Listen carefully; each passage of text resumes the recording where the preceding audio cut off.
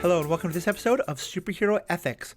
Friends, we're rushing this episode out to you because the last episode of the Disney Plus live-action Percy Jackson has just been released. We're recording this on January 31st, and I'm recording it just a few hours later with the hope that it's going to be in your earbuds tomorrow, Thursday. So we want to get a quick turnaround on this, and for the next couple of weeks, the Superhero Ethics schedule is going to be a little bit off-kilter. We're going to put out episodes when we can.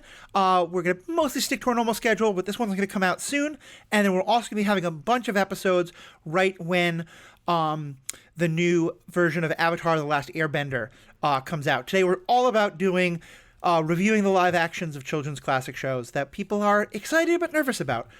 And for this, I've got two great guests. I've got Alex Corman, who is one of my regular guests on the Star Wars Universe podcast, and Amelia Love, who is a first-time guest on here, but has been someone I've been talking about Percy Jackson with for quite some time, including during the show, and I knew I really wanted their opinions and feedback during this episode. So, Amelia, let me start with you. Before you talk about the show, talk about the books and what they meant to you. So, I got into Percy Jackson actually, during the pandemic. I'd read the first one, back in middle high school when they started coming out for me. And then never really picked them up again. And then during the pandemic, I kept seeing TikToks about them. Mm-hmm. And it made me download them all on my Kindle. And it was just progressively read all that had been released. Back to back. Yeah. I read through them, and it was at the same time that the last Trial of Apollo book was coming out. So I read up to that book and then had a week before that one came out. Yeah. So I got to read basically 15 in a row, which was insane. And I did that in about 2 weeks. And what do you think it was about the books, the characters and the writing that drew you in so much? I really loved, just the overall found family throughout all of the different Percy Jackson series. But specifically, the foundation it builds with Annabeth and Grover and Percy in the first book, and then later on with more characters as it grows. But I really just liked that, how it was done. It was everyone had their flaws, there were issues between everyone, but it all worked out. And along the way, you get this retelling of Greek mythology in a very child way, which you have to. It's Greek mythology. But, I think that gets kids interested, too. You start with the Percy Jackson books, and then you end up, studying it on your own. Can lead to things. Yeah, I'm totally with you there. I think I might have started reading them a little before the pandemic, or it might have been during the pandemic. But I know one of the things that really drew me in was that, and I think this is part of why I was being talked about so much on TikTok. Actually, I think I discovered it earlier, but it's talked about for similar reasons, is that was around the time when more and more people were starting to realize just what a terrible person J.K. Rowling was. And we're starting to realize, I think I had gone through, the last wave of that, and it was when I discovered Percy Jackson. But a lot of people were talking about Percy Jackson and the books, in part because the author, Rick Riordan, is, super queer positive, really does a lot to bring in people of color into his books, and draw, when he wrote a trans character in a book, he worked a lot with other trans authors to cover things like that. And so I kept seeing these things where he was presented as this sort of all the joy of the Harry Potter world, because, it is kind of a similar thing of a bunch of kids coming together and sharing the fact that they have these magical abilities, and they're all in different kind of communities based on their parents or their beliefs or things like that. In this case, their parents. So it kind of hits a similar niche, but with a much different perspective, and that is both true of the author, but also true of the books. And so for me, I think all the things you talked about, the found family, I guess they're all cousins, but they have still found family dynamics, getting to see the kids age, I think that was told really well. But also it just hit at a time when I was really hungry for more of this and feeling really betrayed that the Harry Potter books I loved so much, I was now seeing through very different eyes. So it really meant a lot to me to find this new thing. Alex, what about for you? Yeah, I read them as they came out. My mom got me the first book when it came out in 2005, and I was about 8 years old. I feel like I was really the perfect age for these books, and Percy Jackson is my favorite book series of all time. I grew up with the characters. Every few years, every year or two, when a new book came out, my mom would take me to Borders, which was the Barnes and Noble equivalent back in the day, and we'd get the book right when it came out, and I would stay up all night reading it. Like, I never had that experience with the Harry Potter books that a lot of other people had growing up. I was just a little too young for it. And Percy Jackson was just my thing, and my friends all really got into it, and it's just, I connected so deeply with Percy on so many different levels. I mean, I, to this day, am very ADHD, but, you know, as a kid, I was ADHD, you know, working through, and I was never like a problem in schools, but like, you know, teachers having to work with me and my parents about me being too impulsive and too, like, you know, just kind of crazy. And it's just a lot of, like, the things that Percy described, I basically convinced myself that I was a demigod. Like, I was like, I check every box on the list you have just laid in front of me. I have to be a demigod. And I've also always my whole life felt very connected to water and felt very, like, safe and special. Like I don't know, I feel special inside when I'm in water. Like, so and that was even before I read this book. So I was like, oh my god, I'm Percy's brother. I gotta be the son of, like 8-year-old me was convinced that, like, I was a demigod. And I grew up with them, and then when the I can't remember what the sequel series was called, but the Heroes of Olympus, when those came out, I read them all as they came out. I did not read the Trials of Apollo. I skimmed the first book a bit. I care mostly about stories that really center around Percy. And it's not that I'm against the Apollo books at all. I think I'll read them eventually. I just haven't gotten to it yet. But I've reread the originals and the Heroes of Olympus countless times. I think when you mentioned the Apollo books, I think you're actually thinking about the Heroes of Rome books, right? Because we don't really have a whole series of Apollo yet. Trial of Apollo is just 5 books. Yeah, there's a Trials of Apollo. There's a whole 5-book series on Apollo. It's the 3rd one. Oh, okay. No, I haven't completed it. Heroes of Olympus is the Roman one. So that's like the Roman crossover. Got it. Which I really... The first book I didn't love in that series, but the other 4 I loved. But actually, I still have my original 5 Percy Jackson books I had from growing up, with all the same tears and little marks and stuff I made in them, which I think is special. But... yeah, Percy Jackson is, like, extremely important to my identity. Yeah, I love that. And I love that we have a couple different perspectives here in terms of when we discovered Percy Jackson and what these characters have meant to us. And so let me then, for the next question,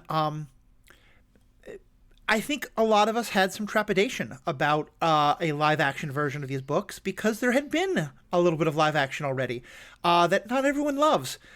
So for both of you, what do you guys think of the live-action movie, if you've seen it? There's 2 of them, actually, and they're both ass. So Sorry, do I have to not curse on this one, Matthew? Ass is fine. I want kids to be able to listen to it, especially because it's Percy Jackson. So we'll keep the language fairly family friendly. But ass is fine. Okay. I actually watched the movies before I read the books because I remember when they came out. So and even then, I knew they were bad. I was like, this is like, oh wow. I was like, these are not going to do good, and then they didn't. And I feel like they were really just trying to contend with the competition at the time. Yeah. Like, they were silly, and they were... Yeah, they pushed them out, though, I think. Yeah, I just think that the entire fact that the 3 main characters were all in their 20s as they're running around just immediately just discredits the film. Listen, I love Logan Lerman, but I do too. That was not the best move. Yeah. I was a big stand for him to be the Poseidon in this series, but he's not old enough yet, I get it, but... I think it's a common thing that happens when there's books that are about kids who are, like, just on the cusp of being teenagers. They often will make them, like, much older teenagers, or can just appear as, like, full-on, like, adults, in part because they want the, like, you know, heartthrobness and, like, to be more okay with, like, the flirtatiousness of the sexuality of the characters. And I'm really glad the show didn't do that here because I hated that in the movie. The movies are not great. But so let's talk about the show itself. What did we, I think we have a lot of specific things to go into, but Amelia, you first. What did you think of the show overall? So I think it started off strong. Like, I was really happy with the first 2 episodes. Like, the changes were minor. It seemed like we were going to get a really good adaptation. And then it just slowly started going its own way. Yep. And it just got more and more that I was like, okay. And I feel like, you know, I'm always happy when there's an adaptation because it always gets people more interested in something. But when you promised to the fans that this was going to be so good, and then you kind of let it spin off in its own way, like even the ending of it is different. Like they don't make it in time for the solstice. They meet directly with Zeus. And then everything with Luke's betrayal. What's that sword? What's going on with this? Like, you know, that's not what happened at all. Like, yeah. And that was I the only one who was really rooting for Luke at the end? Like, I kind of felt like the show had the Magneto Killmonger problem of they make a villain have a point, but they actually wind up making the villain so sympathetic that the only thing that like turns you against them is that they're being betrayed by the wrong people, or their methods are bad, because every word of Luke's speech about how the gods treat us like terrible parents, I was like, yeah, kid's right. If I may offer my thought on this, I agree with everything that you just said. Is that I felt pretty good about the first 2 episodes. There was a few little things I was like upset about in that, like, and this is a theme throughout. I think that Disney sanitized the story personally. I think that the domestic abuse that occurred towards Sally, which exists in the book, was really watered down. I think that like a lot of some of the more heavy things were just made more. And I get it, like they wanted to make it a more kid friendly show. But if I was able to read that in a book at 8 years old, I feel like we could put it on a screen in a way that still is true to that heart. To the point of Luke, I really liked the casting of Luke. I thought Luke's acting was great. But I agree with you, Matthew. It actually made me mad because Luke doesn't seem like wrong. He doesn't like they didn't I don't think like make the gods seem unlikable enough. Like they portrayed Poseidon as too good of a dad. He's not a good dad in the book. He is a really bad. He literally says, and I quote to Percy in the book, "I'm sorry you were born, child." And in the show, he's like defending him from Zeus, surrender, like doing all these, And so I think that the gods are portrayed as, bad parents enough to like really hit home Luke's point of the guys being bad parents. And like we only know that they're really bad because I think that we've read the books. But Luke was so likable that I didn't feel the betrayal. Like in the book, I was so shocked and hurt and upset. And in the show, I'm like, this entire betrayal scene was like 3 minutes, and then he's just gone. What the hell? And they didn't even like bring in like the fact that Backbiter is also able to harm humans. Like that's a big part of how Luke is kind of turned to this darker side of himself. Like they don't explain a lot of the darker things that I think hit home his betrayal and his character. So I lost as it went on. I kept trying to defend the show and believe in it. And at the end I was like, man, you just changed way too much, Rick. Way too much. Yeah, that's exactly how I felt. Definitely like the points you touched on with like Gabe's abuse being like negated and stuff like that. That's exactly what I was thinking the whole end of the episode. Watching that, I was like, are they gonna like, portray this? Is this gonna? How are we gonna do this? And then they just skimmed it. Oh, whatever. She divorced him. Right. I really especially because in the book she kills him. Yeah, she kills him. She Janie's got a Medusa head, and he sets it up. She sells him. Did you guys? Yeah. Did you all watch the end credit scene? Yeah. Oh no, I didn't see it. So there's an end credit scene, Matthew. Do you mind if I tell you? Yeah, no, go for it. So basically, it's him turning the stone. So it pans back to right before Percy and Sally get back, or Sally had just gotten back. She changed the locks to the apartment, and he finds a package outside that says "Return to sender from the gods." And Gabe just opens it himself just to be a jerk, and finds Medusa's head and turns himself to stone. So they incorporated it, but again, it's sanitized because Sally doesn't kill him. It's just him being a jerk and doing it to himself, which I think again, like Sally was it really diminishes Sally's character because she suffered through domestic abuse willingly to protect Percy, and that's just not what's being portrayed. And then she finally gets a chance to take that back and to get back at him and to like take back her life and get rid of this vile man. Like, I didn't actually hate Gabe. He was just a goofy loser. As being from New Jersey, like, I've met many, many Jets fans that look and act like Gabe in the show, and that's just not how he is in the books. Jets. Oh, God. Jets, motherfucker. I'm a hardcore Jets fan. We're not like that. I'm But so yes, no, sorry I to definitely that. hear your point. I'm so sorry to hear that. And yeah, and it's funny because also, like, in the books, Gabe is, like, calling the police on them and is, like, doing all these things to, like, put Percy in trouble. And that's never, it's kind of hinted at in the show, but we don't get anywhere near as much of that. And I really like what you said there about how you know, impactful what Sally does at the end there is, and the way Percy helps her do it. And to me, it's even worse because, like, to me, it's funny that you thought that in this the Olympian parents aren't as bad, because I think they absolutely are. I think they're flat out abusive. And you're right, Poseidon is nicer at that end scene, but the rest of the time, him, like, not acknowledging him, you know, all the other stuff, like Athena basically being like, okay, well, you were kind of rude, so I'm going to set this monster in to possibly kill you. I think it was part of why I was rooting for Luke. I thought Luke was right, because it's especially when Percy says, like, well, but our parents are trying their best. It's like, that to me feels like a really bad message to send to people, especially kids, if your parents are really being horrible. I think I get where you're coming. Sorry, Emily, you go ahead. I think one of the main overall points of the first 5 Percy Jackson books is that Luke isn't necessarily wrong. Like, that's something that they all struggle with later on in the book, especially Annabeth, because of her relation to Luke. They do struggle with that, and that theme is brought up several times later on, which hopefully we do get to see to the screen. I hope we get all of this. I hope we get Heroes of Olympus. I need everyone. That I need to see them all come to life on the screen. But I think a big part of that is just I can't explain it. I'm too many feelings. Matt, can I just respond super quickly? I just want to respond that I think I get where you're coming from and the gods part, but I think what got me was that, like, Sally drops a candle anywhere she goes. Poseidon shows up immediately to be by her side. Hephaestus immediately helps Annabeth. Hermes lets them take the keys. They all seem to be being a little bit nicer and a little more likable. In the books, they were just jerks.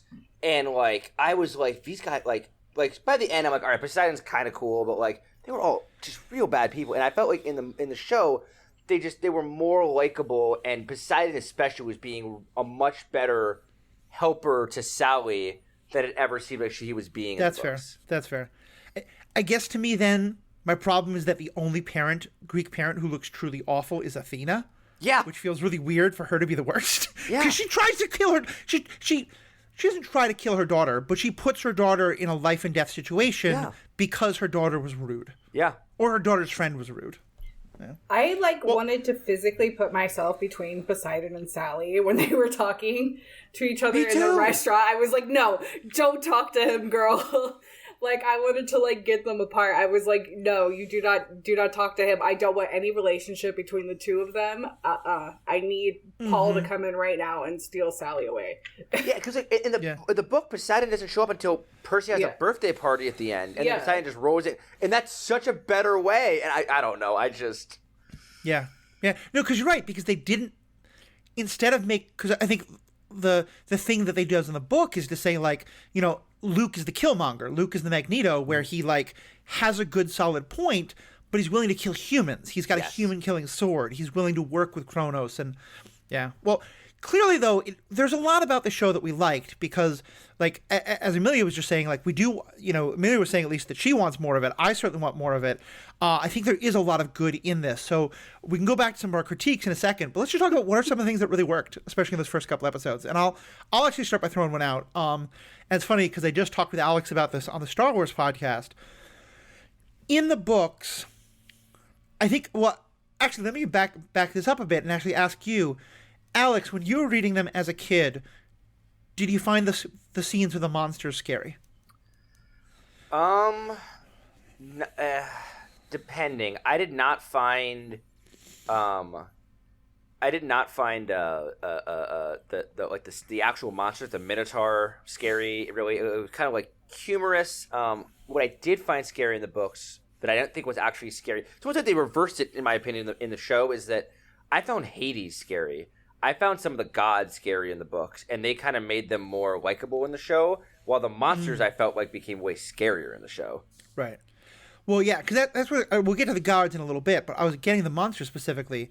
For me, reading them as an adult, they were all slapstick. You know, the Minotaur's chasing him, but the Minotaur's in tighty whities, and we focus on that. And like every monster, there's always some silliness as it's trying to adopt to the modern world.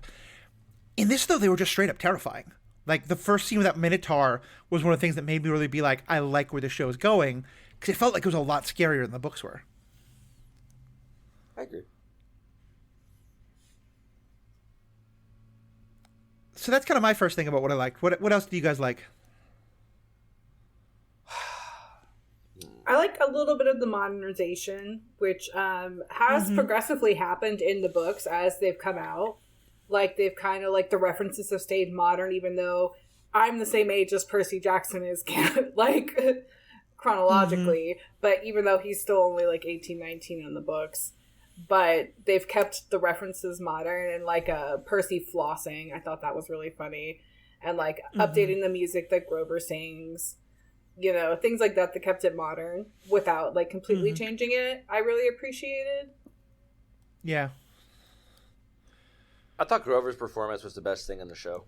I think that I have opinions on all of the different acting, but I think Grover by and far like Grover embodied exactly what I imagined Grover being like growing up. Like this little shy, kind of goofy, but also sharp little satyr. The only thing that I felt like was a little bit missing from his character was I didn't think he ate enough. I felt like in the book he was constantly eating tin cans and stuff. He never ate a tin can, which I was very saddened about. I was sad about that too. But general acting wise and the way he like portrayed the character, I thought was spot on spectacular. I thought he stole the show in my opinion. I didn't think he was necessarily the best. I actually really liked the kid playing Percy, but I thought all of them. Oh, I think the best acting is Luke, but I think all of them were very, very good, especially for child actors. I do think Percy was spectacular. I personally thought Annabeth was a little wooden. I don't know. Compared to the book, she didn't seem as like, what's the word I'm looking for? Like, upfront in your face, I think. I think they interpreted the character as being more like sit back and think wise, while in the book it's a lot more take action on the fly wise. And I wanted her to be a little more aggressive, and maybe she will be in the future episodes or future books. But that was my main critique of Annabeth. Was I just was like, I need you to be more in it. I don't know. Amelia, what was your take on the actors? I kind of agree with the Annabeth stuff. I think it might have been more of like a director kind of issue than an actor issue, because she started off like really sassy like at the beginning there, and I was like, yeah, that's Annabeth, and then she kind of just like took a step back and was more like you know, a background character instead of being like up front and like, you know, being a stronger lead, you know. That's the word I was looking for. Yeah. She's more sitting back. Well, like you said, like she's thinking, which is fine. She is a child of Athena, but that's not how Annabeth is. Right. Yeah, I definitely think that it's a director thing, not an acting thing, because what I interpreted it as was it felt like that in this show, they talk in the books about how she has lived most of her life at Camp Half-Blood and doesn't really know much about the world outside, but it felt like they were playing that up a lot more in the show. So I interpreted it as like she was just kind of uncomfortable with this leadership situation, you know, in terms of is she the leader, is Percy the leader, but also just that she felt very like fish out of water, which I thought the actress did a good job of portraying that character, but I agree with both of you, that's not the character as written in the books. Yeah. I think I just have especially having grown up with the books, a very strong idea of who Percy, Annabeth, and Grover are. And I felt like the direction they gave Percy and Grover was spot on with what I always imagined. And the direction they gave Annabeth just didn't line up with how I've always imagined Annabeth. And so I think it just bothered me. And I couldn't unsee it. That's fair. Yeah, I thought the actress was great, but I definitely think they made some directorial choices. I also agree with you, weird. Luke's acting, spectacular. Yeah. Yeah. And Clarice. I thought Clarice was also... Oh, yeah.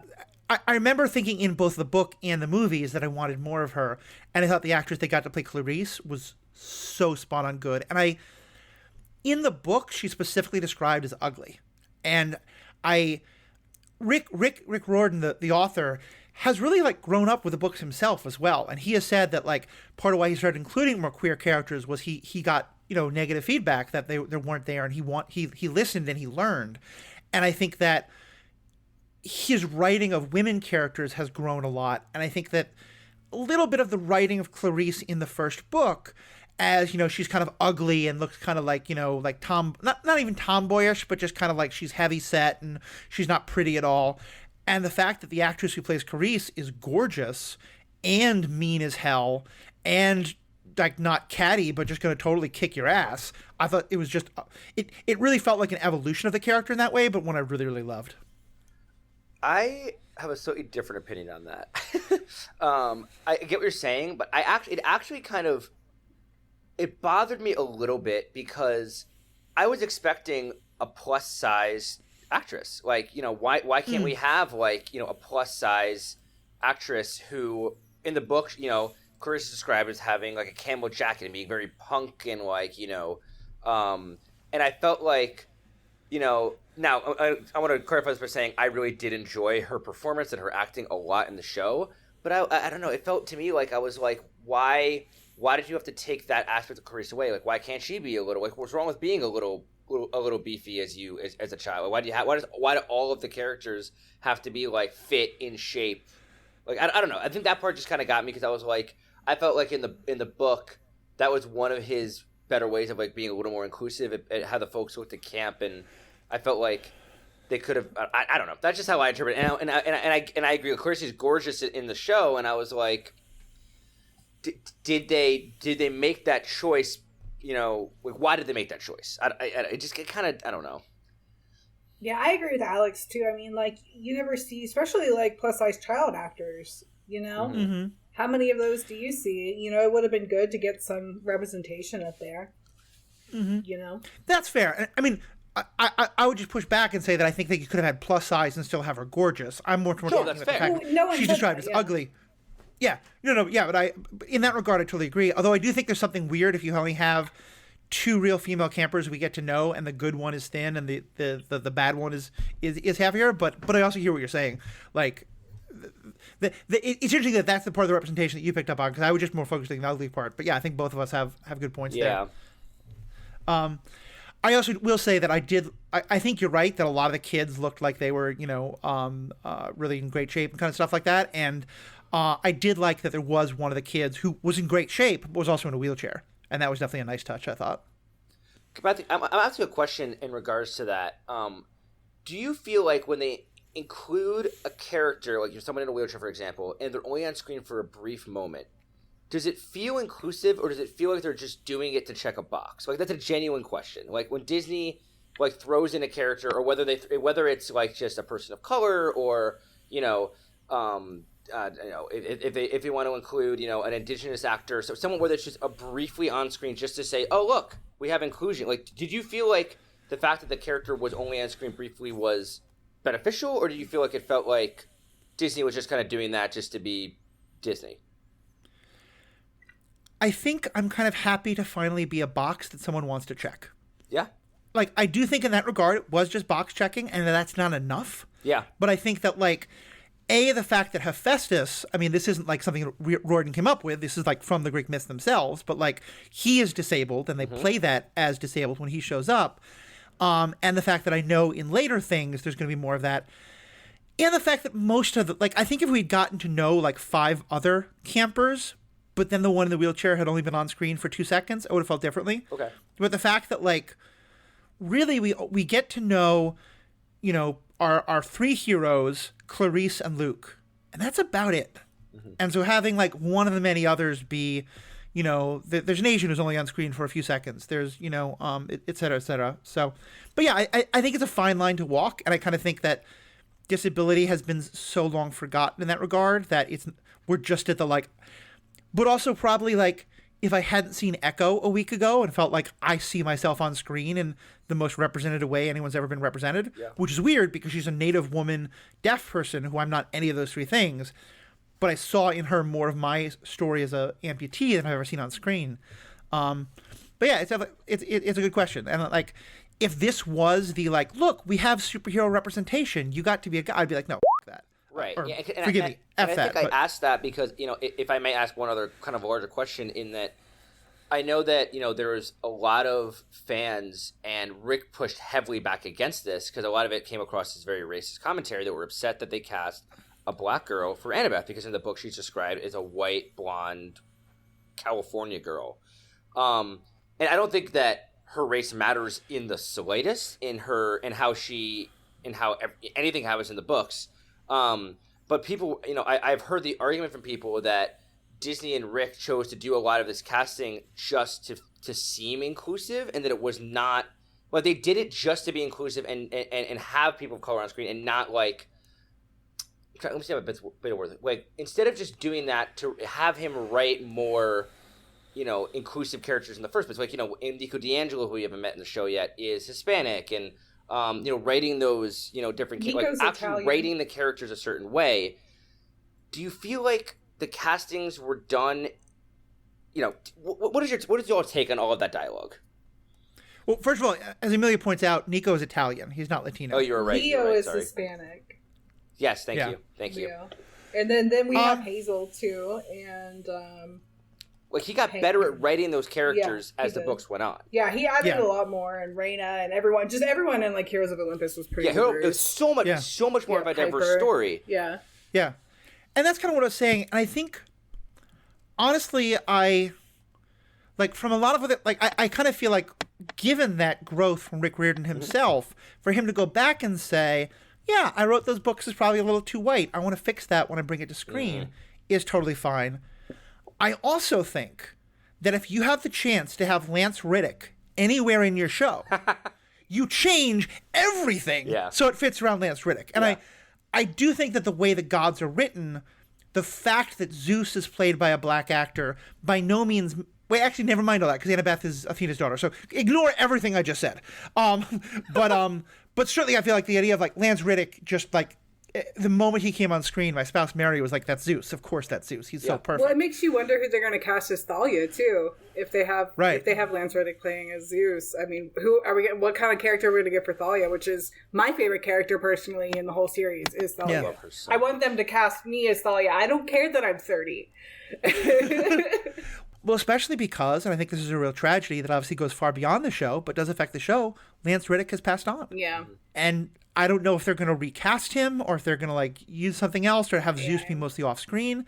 But yeah, it is an interesting question. I don't guess they recast him because gods can change their form. I feel like they could very easily. Yeah. But it's hard. It's very hard to recast Lance Reddick of anyone else. Yeah. He was so good in this, even though the part of Zeus is so different than the books, but I still loved him.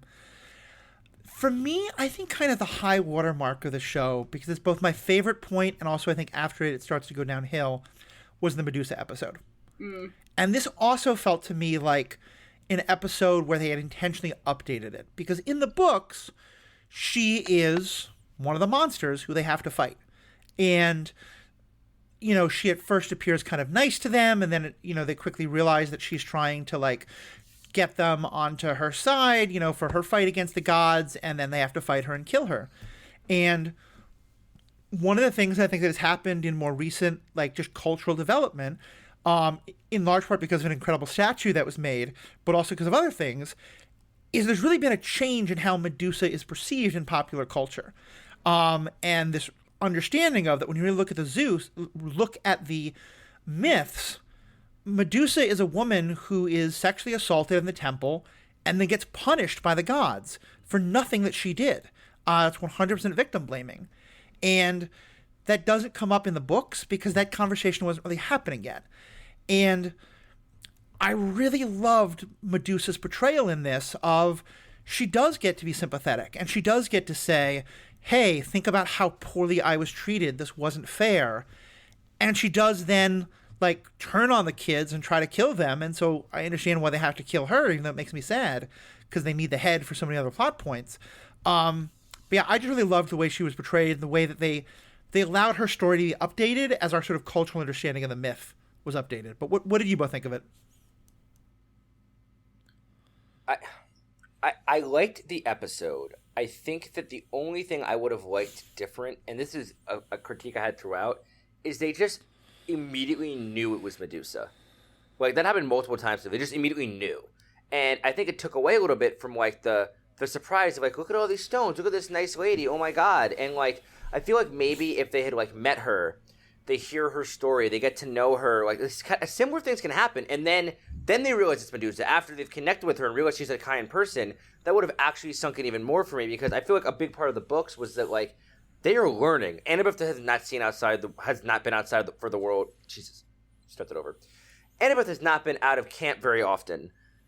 Grover hasn't been on a quest since he helped save Luke and Annabeth and let Thalia get turned into a tree. And Percy's brand new to all of this. And I felt like them just immediately having the answer took some air out of the sails.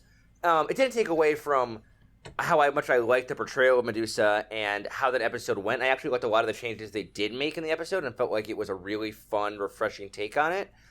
I just wish that, like, there was a little more suspense build of, like, you know, they come upon this place, they meet this kind woman, they listen to her story, they connect with her, and then we find out it's Medusa. It's just, right away, I'm like, man, come on.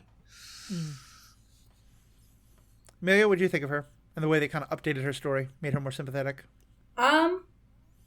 Well, I think what that story was bold for Rick to include anyway. Mm-hmm. You know, given it is what it is. And, you know, I have a Medusa tattoo. And, you know, everything that stands for and everything. That is a hard subject to broach when you're broaching middle schoolers. Like, I get that. Like, I have a 6th grader. You know, perfect age for Percy Jackson right now. And I think they did the best they could. But I agree with Alex. Like, they rushed it. Like, where they were like, oh, we know she's Medusa. That was a little lame. I liked the mystery where they're kind of, like, piecing it together. You know? Yeah. But I did like that Medusa kind of went more after Annabeth. Like, look at what your mother did to me, and I didn't do anything. You know, I really liked that Medusa had that, like, spunk where she got to express herself and her story in the most Disney-fied way possible. Very Disney-fied. Yeah. But, you know, I liked that. Like, that felt good to me. Yeah. Yeah, I think that makes sense. And I think also in some ways that's Annabeth's best episode because I think that's where, you know, Percy is the one thing I always like about Annabeth and Percy's story is that they're such opposites. Percy is the one who is just learning about the gods and is very cynical and detached. Annabeth is the gods can do no wrong. And this was, I think, a really great way of Medusa being the first one to sort of poke at Annabeth and be like, really, is your mom that perfect? So where do you think things started to come up, where the wheels started to come off the bus? What are some of the things that didn't work for you? The Lotus Casino. Yeah. I've already talked to you about this. We did not learn from our mistakes of the past. Why are there children at a casino? It is not a casino. It is an arcade. And you have, like, these adult, like, they walk into a Vegas casino and are handed unlimited gambling money and they just go, oh, this seems right. Like, Annabeth is just like, yeah, this is normal. Like, smart, wise girl Annabeth is just like, yeah, the math checks out. We definitely look 21 and can gamble. And then I think something that was hard to portray, I think they did try to portray it, is the people in the different era outfits. Unfortunately, people in Vegas just kind of dress like that. I've noticed. So it was kind of hard to tell until they were directly talking to people that they were supposed to be in dated clothing. Mm-hmm. Yeah. I don't know how they could have made that better or worse. I think if they had stuck with the theme of it just being children in there, it would have been easier to tell that everybody was from different periods of time. Yeah. I really don't like that they just go in there and talk to Hermes like that. You know, we kind of changed the whole thing there. And, you know, I don't like Lin-Manuel Miranda as Hermes. Mm-hmm. But I just feel like Disney's played him too much, honestly. It's nothing personal against him. I just feel like he's a money grab casting. Mm-hmm. I agree fully. I mean, I love Lin-Manuel Miranda. I'm a big Hamilton fan. I love him in like all his Broadway stuff. And like I like the scores he's done for Disney, but it didn't fit here to me. I think all I could see was Lin-Manuel Miranda. I couldn't separate the character from the actor, and I also agree that this is kind of where a lot of it fell off for me. I mean, again, there have been moments throughout that were like kind of poking me the wrong way, but this just, I mean, it's like before they even got into the place, they're like, remember, we can't stay here long. Like, this is, we know the myth. This is what happens. Don't do, like, whatever. And, like, again, in the book, they get trapped. They really are caught up. And, like, they kind of water that down. And, and this is actually the single moment that I'm going to give the movie a piece of credit. In the movie, Percy realizes that they're stuck because he goes to play pinball next to some guy, like, some hippie guy dressed in, like, clothes from the 70s. And he makes some reference to, like, like, yeah, I love this movie, whatever the pinball game was, best movie of the year, 1970. And it, like, makes you realize that, like, time moves differently. And I was like, wow, that was a clever way of doing it. And I feel like a simple interaction, like a 2-second line or something could have really done that, because I feel like that wasn't really portrayed as strongly. And they missed the deadline. Like, this made them lose all of that time where they just fully missed the deadline. That just takes all of the wind out of the quest. What are we doing? We'll get to the stuff about the gods in a second, because I'm 100% there. Just on the casino versus arcade thing, I don't know if this is why they did it, but I'm curious. Alex, as a kid, did you go to arcades and, like, put quarters in a machine? Okay. So that, because I wondered if they think that, like, modern kids don't, and maybe, like, Gen Alpha. Amelia, does your daughter ever want to go to, or your child ever want to go to Well, she doesn't want to go arcades? to the casino. But, like... I mean, like, we go to Dave & Buster's, like, we go to arcades. I mean... Yeah. Yes, so there's no reason why it couldn't have been that. like, that's definitely still a part of childhood. They just did it to fit the Las Vegas vibe. Yeah. Yeah. I don't know. Children in casinos, I don't know. That's such a weird stretch for me. And they did it in the movie. They did it in the show. I don't get it. Why couldn't you just make it an arcade? Like, why did it have to be a casino? Like, we know it's in Vegas, but it's implying that these children are in there playing, like, they're showing, like, people playing poker and stuff. Like, I will say it's better. Because, it's better in the movie when Grover was just going down with, like, 8 ladies at a craps table as he's, like, rolling dice. I'm like, Jesus. Oh.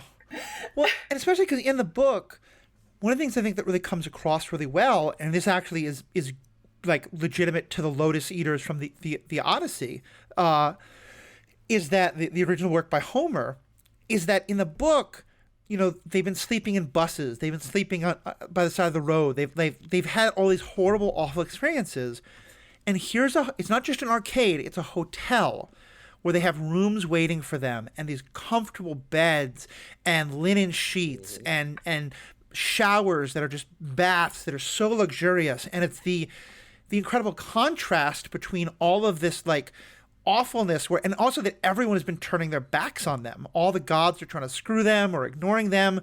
None of their parents are helping. And here the whole staff is like, oh, Percy Jackson, we're so glad to see you. And to me, that's a big part of what makes it so appealing, and that and the awesome games. Because again, like, I don't know many 12-year-olds or 14-year-olds who are going to be like, ooh, blackjack. It's kind of a boring game unless you have the chance to win money at it. So yeah, I just thought that whole scene was done weird. And as for the Lin-Manuel Miranda part of it, we start to get into the gods. For me, I was someone who really loved Greek myths growing up, and I think in the Greek mythology, at least, Hermes is really portrayed as, like, the teenager of the group. Like, he's the youngest of the gods, and he's still, like, kind of a man-child in a lot of ways. Like, he's supposed to, like, he's the guy who you imagine if you went over to his house, like, he'd have, like, some empty pizza boxes and probably be, like, up all night playing video games.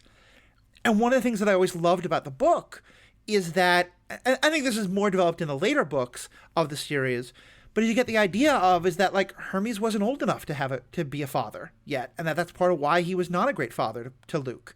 And, like, none of the gods were good fathers, but that he was kind of like, he's kind of like that man-child who has a kid and has no idea what to do with him. And, yeah, so making it Lin-Manuel Miranda, who is just much older and distinguished, and, like, it just felt all wrong. And it just, I don't know, the way they introduced the character is not as good as the way they introduced him in the books, and, like, the fact that, like, they kind of brush past a little bit. Like Emma just briefly explained how Luke's mom was a seer and like everything that happened. I was like, there's so much more expose. This is important to understanding Luke and his backstory and why he thinks the way he thinks. Why are we rushing through this story? It felt like they were just trying to squeeze it in for no reason. Yeah.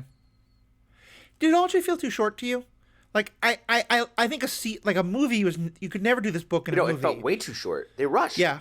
I felt like a 10 episode or 12 episode series would have worked much better. I was entirely surprised by how short the episodes were. I was like, that's it? Yeah. That, like, there was one that was like under 40 minutes. I was like, wow, okay. Like, I feel like it takes me longer to read that, and that's saying something. Yeah. And I felt like they really wanted to focus on the action adventure, you know? Like, where it's like, I actually really care about this mother of monsters and her whole dynamic than I do, like, watching CGI of this huge scorpion chimera monster. Yeah, the pacing just felt weird to me throughout. It felt like they were just, I don't know. Like, sometimes they spent time, like, with getting from point A to point B. They spent a lot of time exposéing, like, a short period of time. And other times they're going through multiple days in, like, 10 minutes. I agree with you. I think 10, 12 episodes would have really helped. I mean, just skipped over a bunch of, like, the Empire State Building, go up to the Olympus, which should have been this big, grandiose, climactic moment. It's over in 5 minutes. Yeah. What do you all think about the way the other gods were portrayed? Let's actually start with Poseidon. Too soft. Too soft. Fully agree. Why does he, like, care? I don't like that. I don't trust him. Yeah. It makes me nervous. I don't like that he's being nice. I don't like that he talked to Sally ever. I don't want him to ever talk to her ever again. I will put a restraining order on him for her. Mm-hmm. I don't like that he cared as much about Percy. You know? I didn't like it. It was weird. They were trying to make us feel compassionate for the gods when Luke makes really good points that you shouldn't be compassionate for the gods. And in the book, they back that up. Yes. Yeah. They back it up. Yeah. Because, like, there's the one moment where Poseidon says that he's, like, really proud of Percy, and Percy's like, oh my God, thank you. And your heart just breaks because it's like that abused kid or partner who just gets that little love kernel and is like, oh, this is so wonderful. And you're like, you should be getting that every day. Yeah, I fully. That's what I articulated this poorly earlier, but that's what I was trying to get at, is that I felt like the same exact what Amelia just said, is that Poseidon was too soft and was just too. They tried to make it seem like he carried a lot more guilt than he really does. Like, I think in the books it's portrayed that he is a little guilty, he feels a little bad, and he does have a little favoritism towards Percy. But, like, he's still a very distant father. Very distant, very hands-off, very, like, you know. And I think, again, that's what, like, makes you question throughout the series, will Percy join with Luke? Like, will he maybe actually agree with Luke? Like, will Annabeth agree with, like it makes you question, like, if Annabeth or Percy might actually join up with Luke at some point. But in this point, like, they've made it very clear that, like, you know, Percy will defend the gods to the end. Poseidon's not that bad of a dad towards him, but Athena is a jerk towards Annabeth. And so, I don't know, it just the look of Poseidon was great, but it just, I don't feel like the energy of the character, all the gods felt too nice except for Zeus. Well, and especially because, like you guys said, as I'm thinking about it, like, that part worked great in the first couple episodes. Like, Poseidon doesn't show up. He doesn't say great job and capture the flag. He just lets his trident be above the kid. And then we immediately learn it's not because he's like, oh, poor Percy. Percy should know who his dad is. It's like, oh, I'm in a fight with my brother. I need my kid all of a sudden to do this very dangerous mission. So all of a sudden I'll claim him. And, like, they established that in the show in the early episodes. I just don't know what happened later. And what about Hades and Zeus and Ares? Because they're, like, in the books, in all three of them, they're portrayed fairly supernaturally when he first meets them. And then they kind of shrink down into Hades and Zeus both are, like, 10 foot tall. And Hades has, like, fire in his eyes and all this kind of stuff. And they wind up being, Ares, I'm sorry, has, like, fire in his eyes and winds up being more human. What do you think about the changes they made there? I don't like what they did to Hades. Me neither. They made him a little loosey-goosey. Yeah. And I didn't like that. It was weird. I was like, this is not Hades at all. Like, I literally had just read that part in the book when that episode came out in my reread, and I was like, this is so wrong. Yeah. It's funny because I commented to Amelia about Ares because I had just read the part about Ares in the book, and so I was like, oh, this is so wrong. And Amelia was like, what are you talking about? Because I actually think that the actor who plays Ares was spot on perfect. And I'm willing to believe that maybe that the, like they tried having them look, it just looked cheesy, you know, because some effects work better on page than they do on screen. Yeah. But I don't know what they were going for with Hades. He just seemed kind of like shady and slimy instead of like haunted or, you know. It felt like the way that Hades was always described in the books was a little more put together, a little like he had a human side that you saw come out a little bit around Nico and stuff. But he was always like scarier to me in the books and like more aggressive, and I agree with you. I thought Ares' casting was really, really, really good, and I liked how he was portrayed. I felt like the battle between him and Percy was very anticlimactic, unfortunately. It kind of is in the book too. It is, but I don't know. I was picturing something a little more grandiose. But I agree that the casting I thought was excellent. And I also like that. Like, I'm starting a Twitter fight. Like, I love just making people fight. Like, bringing that into the modern age was cool. Yeah, I don't know, man. Hades just didn't. And it's funny because I have multiple friends like who grew up with me, went to school with me, and have been Percy fans of me since day one. All of us have all agreed on that. Hades was just weird. It just wasn't how we ever pictured him. I don't know. It was just very odd and off-putting. For me, he's always been this kind of like scary version of like a goth who grew up. Kind of like this weird cross of like Jareth the Goblin King from Labyrinth and Jack Skellington from Nightmare Before Christmas and like, you know, Lucius Malfoy, you know, and like that kind of like menace in a soft voice, you know, and like gorgeous put together 3-piece suit and black eyeliner. Yep. And yeah, it was not, and his whole attitude felt very off. And maybe it's because like a God of the Dead, and yeah, again, if you're Disneying it down, doesn't work as well. But when you think about how these books are written for kids, but still come across much scarier.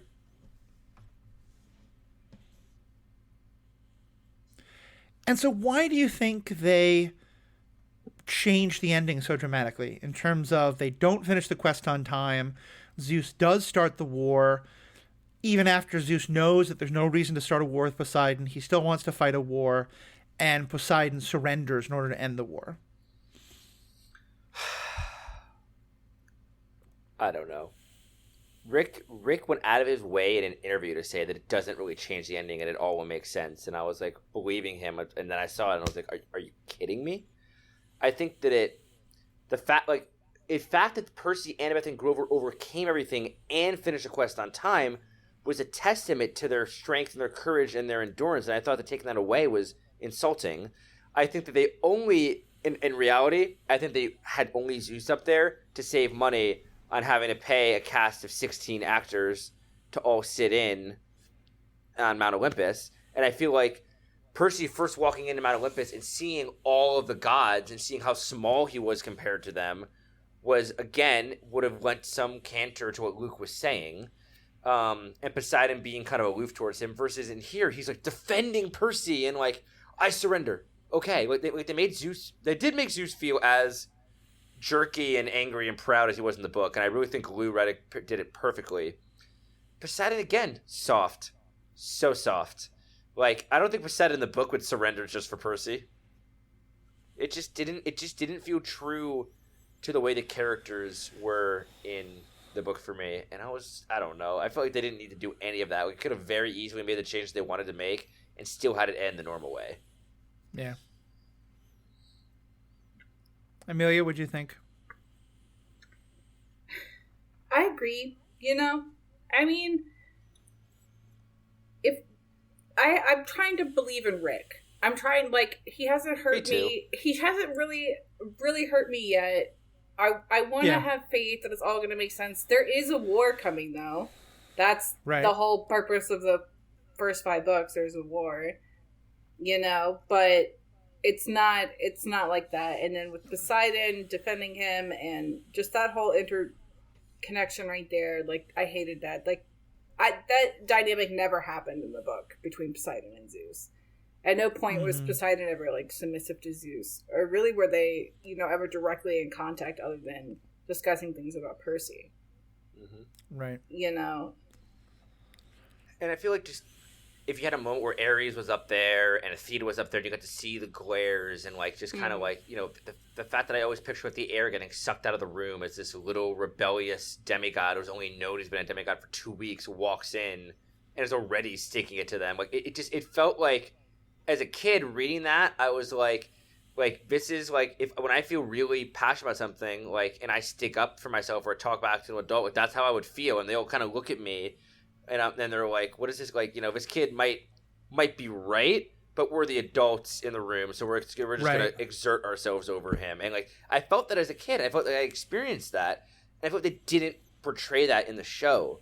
Like it was just Zeus being angry. Yeah. Yeah. I think it's very true. And I think, because when Poseidon surrenders, like, what happens? There's no stakes in that war whatsoever. Right.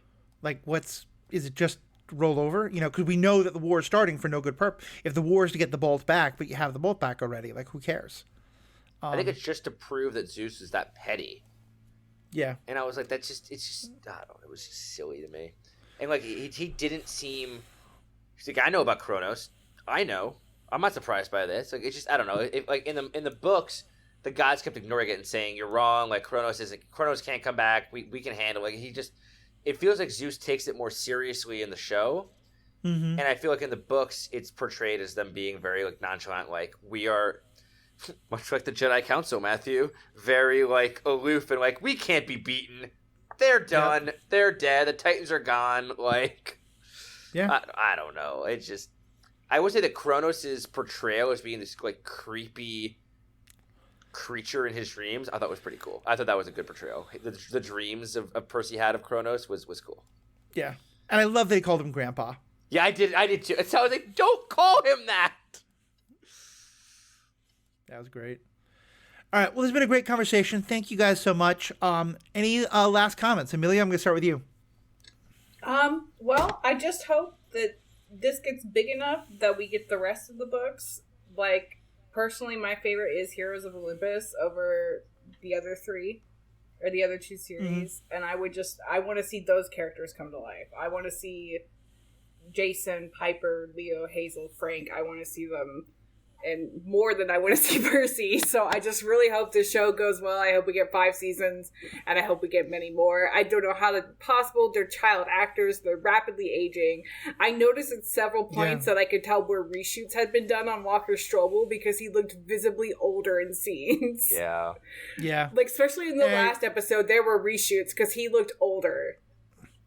And, like, if you want to know why this is a problem, watch the last season of Stranger Things. Yeah. Where it's obvious that a couple of those kids have hit their puberty growth spurt and a couple of them have not. And they look dramatically different.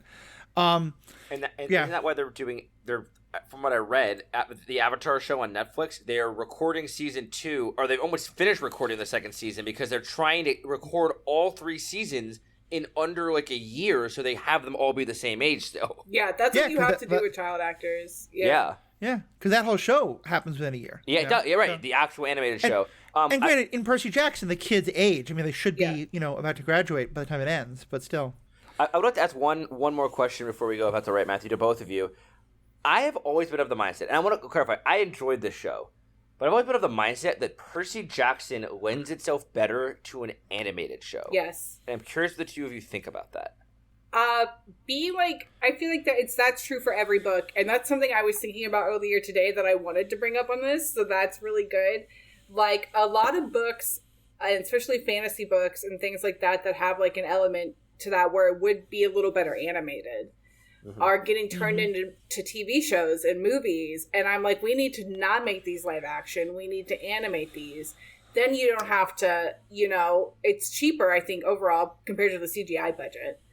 You'll be able to get the seasons out more rapidly. You don't have to worry about people aging. I feel like a lot of books, especially with the fantasy element, would be better done animated. I was saying, all the stuff about Ares with the fire in his eyes, and like the 12-foot tall version of Hades before 10-foot tall version before he shrinks down to human size. Yeah, it may have been the right decision not to do that because it appeared cheesy in live action with the effects they have. But yeah, I think then I think for far too long, too many people, myself included, saw animation as kind of like, well, live action is the real stuff. And I think we just got to stop that entirely. Like, there's some story. Nimona is one of my favorite, I think one of the best movies that came out last year. I wish it was in the Best Picture discussion. And I think Nimona would not work at all as live action. No. Yeah, and I mean, I look at, I'm a big anime fan. You look at, stories being told in anime, made in Japan, and like an extreme example, but like One Piece is about like young people, and that show has been going on for over 20 years, and the characters haven't really aged very much in the show, but you're able to keep telling a story indefinitely because all you need is a voice actor. And I think that like the ability to do so much of what they do in Percy Jackson, all the fantasy elements, like they didn't even include Argus in the live action show because they didn't want to pay the CGI budget of putting all of the eyes on somebody.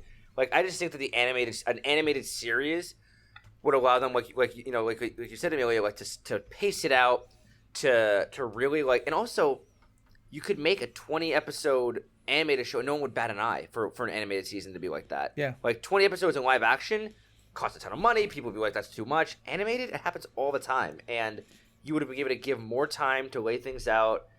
And I just think, I don't know, that's just, not that this show is bad. I really enjoy it. I hope we get all of the show episodes as well. But I think one day I'd love to see an animated adaptation of this book series. Yeah, I think it's true. I will say, though, in terms of casting, I forgot the person who I think was perhaps the best casting of anyone in the entire show. Wait, can I guess? Go for it.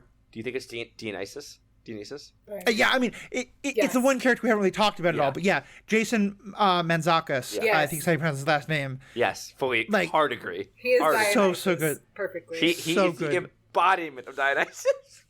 Yeah, especially grouchy, hasn't been able to have a drink or have any fun with satyrs in a while. Yeah, I saw that casting for the first time and just went, yeah, that checks all the boxes. And that change, I was so okay with him just being like, bringing Percy in circles, like, son, yes, it's me. Yeah, that was so good. He can do whatever he wants with the character, and it's right because it's him. Yeah, correct. Like, he can just improv the whole thing, and it doesn't matter. He is the character, so he's right. Yeah. It's so good. It's so good. All right. Well, thank you both. In our bonus section, we're going to talk a little about like thoughts for the coming seasons. I think a simple fact that we all want more of this. We just want it to be a little bit better. It already puts us miles and miles ahead of the books. So I'm so glad for that. Ahead of the movies. I mean, I think the books are clearly the best. TV shows next. And the movies are, the less spoken about them, the better. I'll just say, again, thank you to both of you so much for being here. If you're not a member, thank you so much for listening. You can become a member for just $5 a month, $55 a year. You get ad-free content. You get the bonus content. And we're now doing bonus episodes over on the Star Wars Galaxies podcast. We're doing a book club. We are probably going to be starting a book club here in Superhero Ethics Land as well. So there's lots of great reasons to be on there for the bonus content. So thank you both so much for being a part of this episode. To all our listeners, we have spoken. Matthew, I love you, but I want to make fun of you for one thing. You have mentioned the podcast twice this episode and got the name wrong both times. What did I say? You said Star Wars Universe, and you said Star Wars Galaxies. I'm like, the other podcast. Okay, I haven't got, Star Wars Generations podcast. Thank you. We have spoken.